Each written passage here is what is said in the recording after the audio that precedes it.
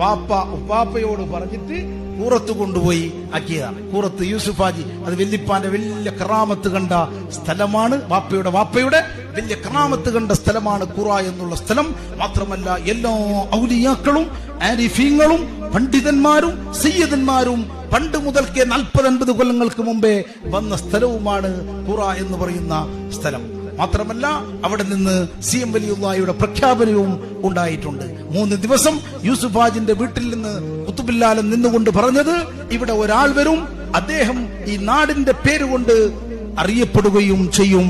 ഇവിടുത്തെ മണ്ണിനും ഇവിടുത്തെ വെള്ളത്തിനും ശിഫയുണ്ടാകും. ഇവിടെ ഒരു മസാർ വരും.